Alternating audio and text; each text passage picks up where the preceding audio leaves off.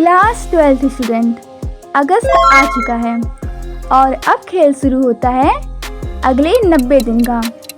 अगले 90 दिन तुम्हारी लाइफ के सबसे इम्पोर्टेंट दिन होंगे। बोर्ड एग्ज़ाम्स, कॉम्पिटिटिव एग्ज़ाम सब इसी पे डिपेंड करेंगे। तो चलो बनाते हैं एक सॉलिड 3 मंथ स्ट्रैटेजी, जिससे सिलेबस भी ख़त्म हो जाए और PYQs भी हो जाए और कॉन्फिडेंस भी डबल हो जाए। तो रेडी, लेट्स गो।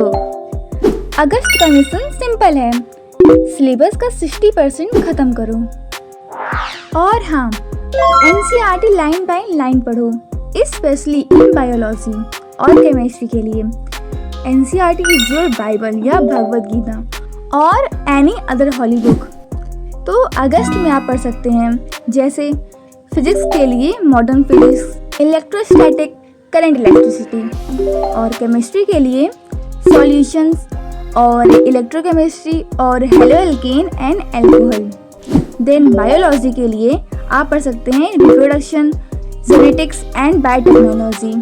इसकी हम वीकली प्लानिंग करें तो फर्स्ट वीक में start with basics in all subjects, मतलब NCERT रीडिंग करो और शॉर्ट्स नोट्स बनाओ सब सब्जेक्ट के लिए। एंड वीक 2 में conceptual subject for physics and chemistry, इसके लिए आप यूज़ कर सकते हैं यूट्यूब या फिर NCERT एग्जाम्पलर। और वीक 3 में आप प्रैक्टिस करिए PYQs के, जो पहले ईयर्स के जो PYQs हैं बोर्ड के, उसको प्रैक्टिस करिए। और इसमें आप अटेम्प्ट कर सकते हैं स्मॉल टॉपिक वाइज टेस्ट। और वीक 4 के लिए सॉल्व सैम्पल पेपर और उसके बाद रिवाइज करिए जो अभी तक आपने पढ़ा है। अब सितंबर का मोटो, बचा हुआ सिलेबस खत्म करो और रिवीजन शुरू करो।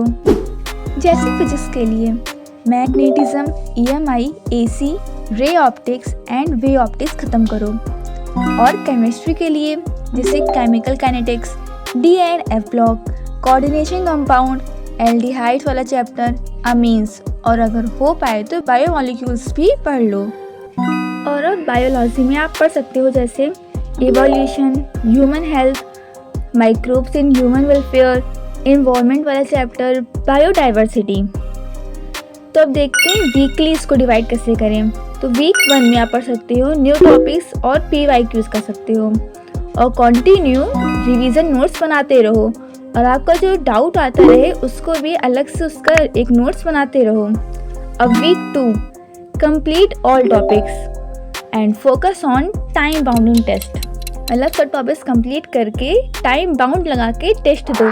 और वीक 3 में रिवाइज अगस्त सिलेबस और आप उसको कर सकते हो through quick notes and test के माध्यम से। और वीक 4 में अटेम्प्ट करो एक फुल सिलेबस टेस्ट, जिससे आप जान पाओगे आपसे क्या मिस्टेक हो रही है और अपनी मिस्टेक को डीपली एनालाइज करो। देखो, आपको सितंबर में थोड़ी ज़्यादा मेहनत करनी पड़ेगी, पर कोई नहीं, अगर पूरे नहीं हो पाएगा पूरा तो आप इसको अक्टूबर में भी पढ़ लेना। अब October is the final round. अब सिर्फ रिवाइज, जिसका जितना बच गया है वो कंप्लीट करो, टेस्ट दो, रिपीट करो। तो अब सिलेबस कंप्लीट हो चुका है। Now it's time to polish it.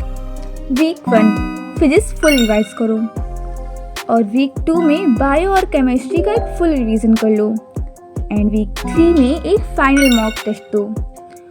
और वीक 4 में अपने डाउट क्लियर करो और जो आपने मिस्टेक नोट में बनाई है उसको रिवाइज करो।